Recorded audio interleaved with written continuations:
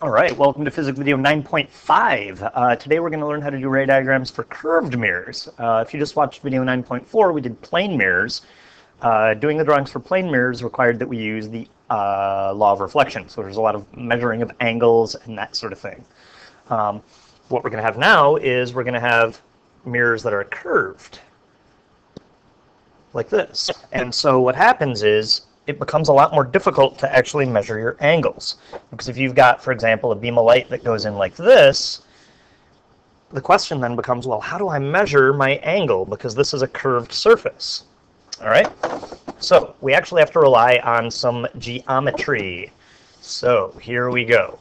By the end of the video, you need to make sure you understand 3 rules, and these 3 rules describe how light will interact with a curved mirror. And then you need to be able to use those 3 rules to find the image of an object in a curved mirror. Okay? So the first thing I want to do is talk about concave mirrors. Okay? Concave mirrors are also sometimes called converging mirrors. All right? And the reason they're called converging mirrors is this. If you've got a concave mirror and light is shining into it, gotta make the sound effect or it doesn't work. What actually happens is, because of the shape of the mirror, the light ends up getting what's called converged to a point. Okay, so this top beam, when it hits this surface of the mirror here, it gets reflected kind of downwards, this way. All right, and it turns out if this is a perfectly spherical mirror and these beams are all parallel and travel along what's called the primary axis, I'll talk about that in a second, all of these beams reflect back through a common point. Right? And that point right there is called the focal point. Okay, so the idea is a converging mirror, a concave mirror, will take parallel beams of light and cause them all to pass through the focal point. Right? Now, it's worth noting that despite my terrible drawing here, this curved mirror here is supposed to be part of a sphere, part of a circle. And if you imagine that entire circle going all the way around, that circle would have a center point. Right? And it turns out that the distance between the focal point and the mirror, is called your focal length, turns out that it's half of the radius. Okay, so your focal length is half of your radius. Some of you right now are mad because I used f to represent both the focal point and the focal distance, which, for whatever reason, is usually how it's done. It won't be a point. There wouldn't be an instance where you get confused over the two. So if it's a point, it's your focal point. If it's a distance, it's your focal distance. Okay? So, it turns out that this property of concave mirrors, that it takes parallel beams of light and makes it cross through the focal point, allows us to draw ray diagrams without actually ever measuring angles. Okay, and there are actually 3 rules that we're going to use. Okay, so here are those 3 rules. All right, the first rule basically says this. So you're going to have a mirror with a focal point and a center. This line that runs through the focal point and through the center is called your primary axis. All right. Now, it turns out that because of some simple geometry, any beam of light that passes through the center and then hits the mirror will bounce right back the way it came from. So if you have a beam of light that goes through the center and hits the mirror, that beam of light is going to reflect right back the way that it came from. All right. That's going to be rule number 1 that we're going to use for our ray diagrams. If you've got that sheet out in front of you, this sheet that I passed out in class, that is what rule number 1 is. Okay? Now, so any beam of light that passes through the center, so maybe you've got a beam of light that goes like this and goes through the center and hits the mirror, that's going to come back the way that it came from. If you've got a beam of light that goes straight down the primary axis, it'll come straight back down the primary axis. If you've got a beam of light that, whatever, you get the picture. Okay? So that's rule number 1. Okay, rule number 2 says this. You've got your primary axis and your mirror with your focal point and your center. It turns out any beam of light that goes through the focal point, turns out any beam of light that goes parallel to the primary axis and you already knew this, will then bounce back through the focal point, or on a line through the focal point. Okay? So no matter what, any beam of light that is parallel to the primary axis will bounce back through the focal point. Any beam of light that is parallel to the primary axis will bounce back through the focal point. Okay? So that's rule number 2, again, on your sheet. Rule number 2. Okay? And then the third rule is basically the same as rule number 2, but in reverse. So here's my focal point, here's my center. The third rule says this: any beam of light that goes through the focal point, not through the center, through the focal point, will reflect back parallel to the primary axis. So instead of going this way and then bouncing back through the focal point, we're going the other way. We're going through the focal point and then bouncing back parallel. Okay, so any beam of light that goes through the focal point will bounce back parallel to the primary axis. That is the third rule. Okay, so we're going to use those 3 rules to make ray diagrams. So dig out that sheet. What I'm going to do is, as I go through these examples, we're going to do 3 different examples of ray diagrams, and for each one, I'm going to follow these 3 rules. Okay, so I'm going to literally have a copy of this sheet in my hand.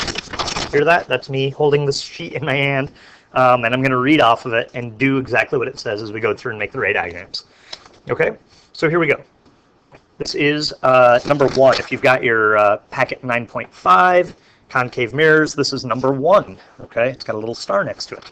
Okay, because those are the ones I'm doing in the notes. There's actually one other one that I'm doing. But anyway, so here we go. So what I want to do is, here's my object. It's this little dude standing here. Hello. All right, we want to figure out where his reflection is. Okay, so I'm going to start just by reading the sheet. Object and center. Okay, this is going to be the beam that goes through the center. So what I'm going to do is I'm going to take my ruler, oops, and I'm going to line it up with the top of the object. You'll notice that my ruler is just barely touching the top of the object. And I'm going to rotate it so that the mirror, or so that the ruler,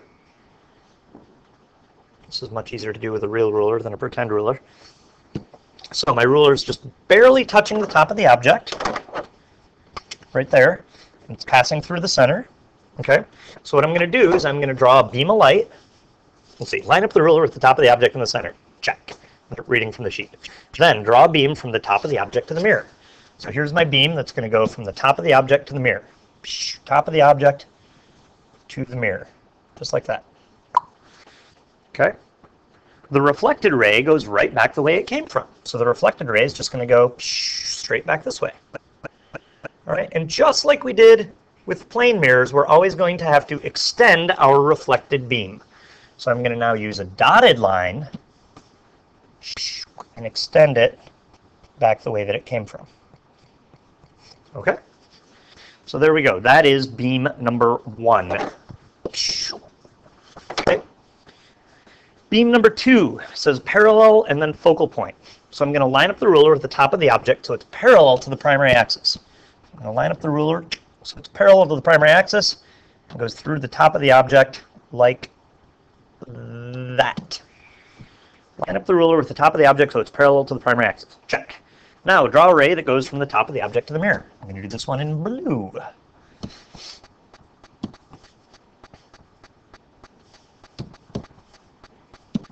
Top of the object to the mirror, parallel to the primary axis. Okay, draw a ray that goes from the top of the object to the mirror. Let's think of the point where the ray hits the mirror as point 2A. So that's point 2A right there. There's not a technical name, that is just a name that I came up with to help you. All right, now part B says use the ruler to line up the focal point with point 2A. So I'm going to use the ruler to line up the focal point with point 2A. Again, this would be easier with a real ruler. It's not terrible.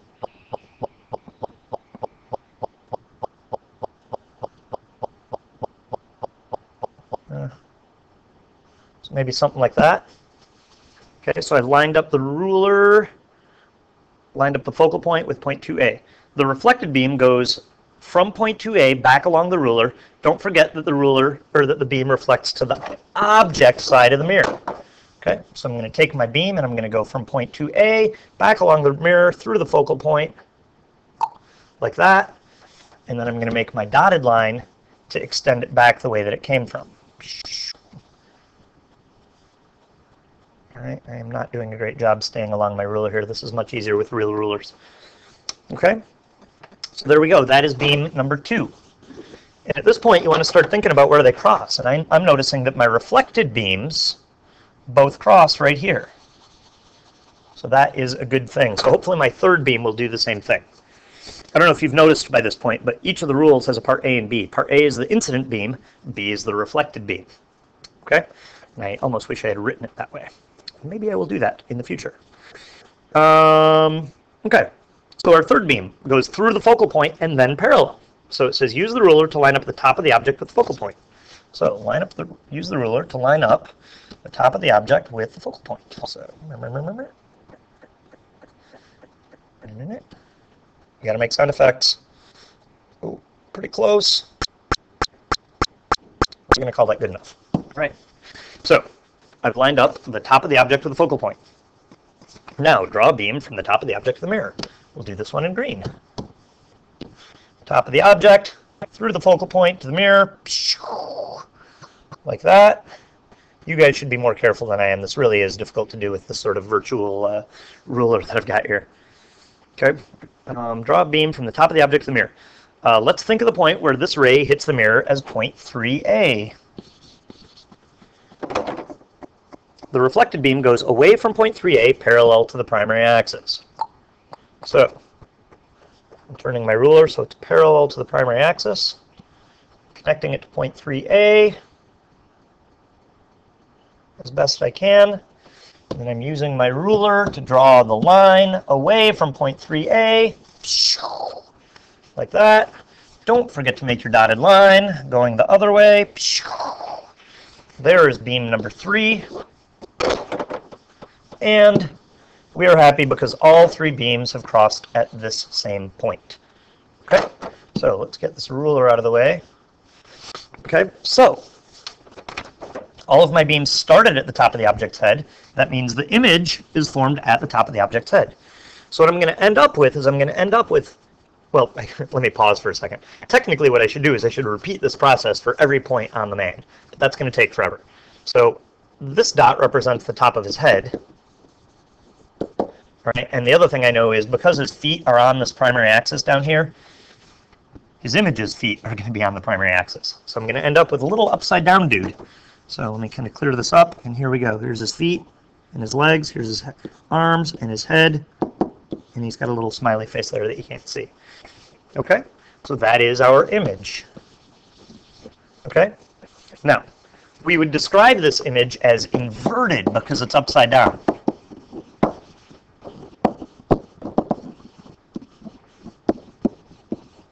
If it had not been upside down, it is called, unfortunately, erect. That's right side up. Okay. So that is one of the questions on the sheet. And then the other question is real or virtual. All right. An image is real if it's formed by actual beams of light. So in this one it is, because see these lines crossing here are solid beams of light. That means that it's real. So a real image is formed by actual light. Now, if our image had been formed out here by the dotted lines crossing, then you would call it virtual. All right, and what's happening there is there isn't actually any light crossing the point where you're seeing the image. It's just sort of an illusion. Your eyes are tricked into thinking that the image is coming from this point. Okay, the image that you see in a plane mirror from the last video, those were dotted lines crossing, and so that was a virtual image. All right, this image here in this drawing is, in fact, a real image. All right, so there we go. That is one of our 3 drawings. Here we go. Drawing number 2. Same exact process. I'm going to do this one a little bit quicker. I'm not going to use the ruler for the whole thing because it's basically the same thing. Actually, for some of it I am. All right, so here we go. Going back to the rules. Number 1, line up the ruler with the top of the object in the center. Top of the object. Whoosh. Top of the object. There's got to be an easy way to do this. I guess I could pause so you don't have to watch me muddling through it. Too late. All right, there we go. Line up the ruler with the top of the object in the center. Then draw a beam from the top of the object to the mirror. So we'll do this one in red again. Top of the object to the mirror. Oh no, pretend that was solid. Here we go. Top of the object to the mirror. The reflected beam goes right back the way it came from. So the reflected beam actually does go through the center. Right, and then don't forget your extension.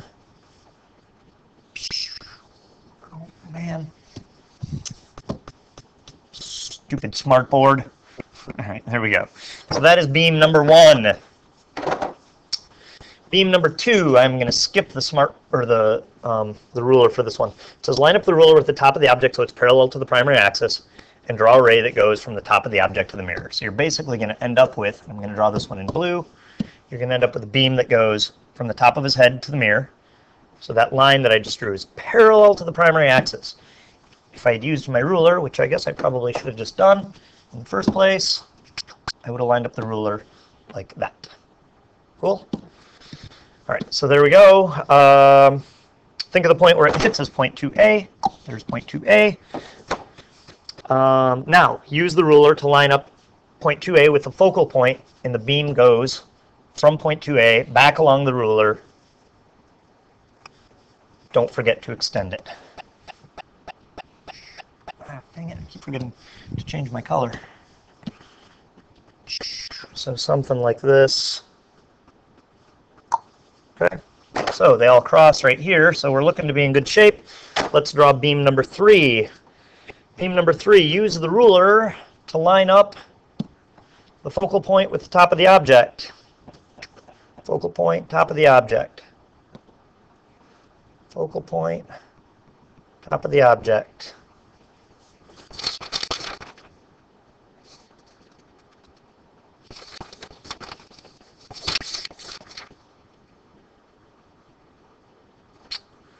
Oh, this incidentally is number 5 in your packet. I apologize for not telling you that. Okay, so, sorry. Use the ruler to line up the top of the object with the focal point. Check. Now draw a beam from the top of the object to the mirror. Green, top of the object to the mirror. Think of the point where it hits as point 3A. The reflected beam goes away from point 3A, parallel to the primary axis. Oh no, I didn't do a great job here. Yeah, this is the problem with the virtual ruler. But so then what should happen is my reflected beam should go about like that. My extension should go about like that. And you can see I didn't quite get it, but if you do it with a real ruler, it should be a little bit easier, and they all cross right there. So again, that point represents the top of my dude's head. His feet need to be on the line.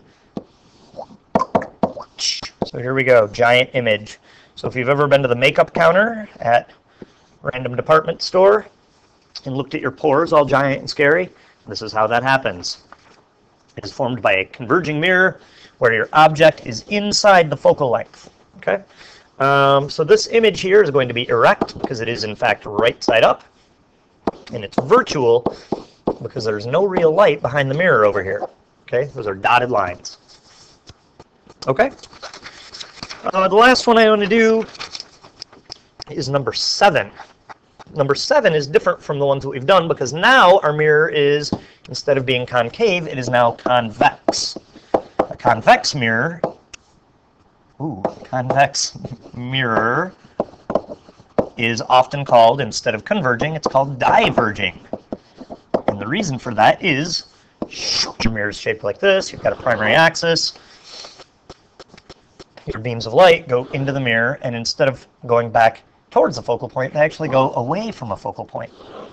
A beam going straight down the middle will go straight back.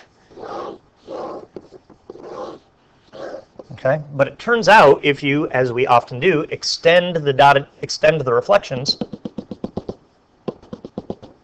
the extensions cross through a focal point. So your focal point would be here, and then as before, your center is twice as far away.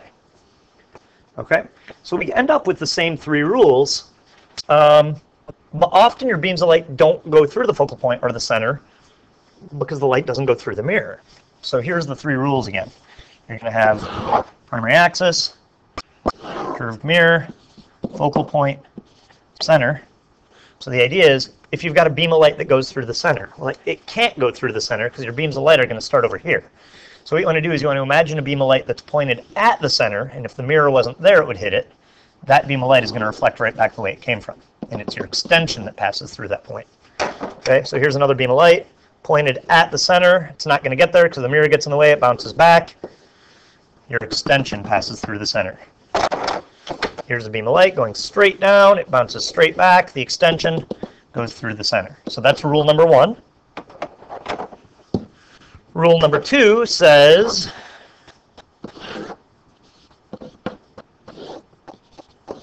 if you've got a beam of light that's parallel to the primary axis, it reflects not through the center, but directly away from the center. No, that's totally wrong. I apologize. It reflects not through the focal point, but away from the focal point. So your beam goes in, and instead of coming this way through the focal point, you can't see what I'm pointing at, it doesn't do this, it does this. Okay, so it's, again, the extension that passes through the focal point. Okay, so this beam of light's going to go, it's going to hit the mirror. The reflection doesn't go through the focal point, it goes away from the focal point. Okay, so again, the dotted lines represent the extensions of dotted lines. No, the dotted lines represent the extensions of the reflected beam. Sorry, this video is long, I apologize. So this is rule number 2. Rule number 3, focal point, center. Rule number 3 says if you aim a beam of light at the focal point, so this beam of light is aimed at the focal point, it's not going to get there because the mirror is in the way. That beam reflects away from, or reflects parallel to the primary axis. Okay. Here's another beam which is aimed at the focal point. It doesn't get there because the mirror is in the way, so it reflects parallel to the primary axis. Okay, so that one actually doesn't have anything passing through the focal point because the mirror got in the way and the reflected beam goes parallel. So there you go. All right, so last one, here we go. Let's draw this. Back to the sheet with the rules. Rule number 1, line up the ruler with the top of the object and the center. Top of the object and the center. Top of the object and the center. Oh, man. All right, well, that's going to have to do. Again, you guys can be more careful because you don't have pixels to deal with. All right, so here we go. Line up the ruler at the top of the object in the center. Draw a beam from the top of the object to the mirror. Top of the object to the mirror. Notice it doesn't actually hit the center. The reflected beam goes right back the way it came from. Remember to extend this beam beyond the mirror. There we go. There's beam number 1. Beam number 2, line up the ruler with the top of the object so it's parallel to the primary axis. Just like that. Line up the ruler with the top of the object so it's parallel to the primary axis. Now draw a ray that goes from the top of the object to the mirror. Blue. Here we go. Top of the object to the mirror. Think of the point where it hits the mirror as point 2A. 2A. Use the ruler to line up the focal point with point 2A. Focal point, point 2A. Oh, look at that. That was way too easy. All right. The reflected beam goes away from point, let's see. The reflected beam goes from point 2A back along the ruler. Don't forget, the beam reflects to the object side. Remember to extend it on the other side of the mirror. So I'm right now noticing that, oh, my beam's crossed right here. Right? That's my reflected beams crossing. So hopefully the third one will follow suit. Beam number 3, focal point and parallel. Use the ruler to line up the top of the object with the focal point. Top of the object with the focal point. Top of the object with the focal point. All right, something like that. Again, way easier to do with a real ruler. All right. Let's see. Draw a beam from the top of the object to the mirror. Top of the object to the mirror. The reflected beam goes away from point 3A, so remember this was our point 3A, and it's going to go parallel to the primary axis. So I'm going to not use the ruler to save time. There we go. There's our beam 3. Don't forget to extend it. Dot, dot, dot, dot. And notice they all cross right here, so there's our image. Hello. Don't forget his feet are always on the line. This dude is, in fact, right side up and virtual. Cool? Cool. So that's how you do the ray diagrams. As you are drawing this, there's something interesting that happens with number 2 and number 4. So I'm just going to make a note. When you do number 2, beam 1 is weird. Try the other 2. And the other 2 will work. And you'll kind of see what happens. The problem is beam 1 doesn't quite hit the mirror. All right. Number 4 actually gives you no image. So draw it and see if you can figure out why. All right. So there you go. Well over my 20 minutes. I apologize. This is one of those ones that there was no way to shorten it up. I will see you in class.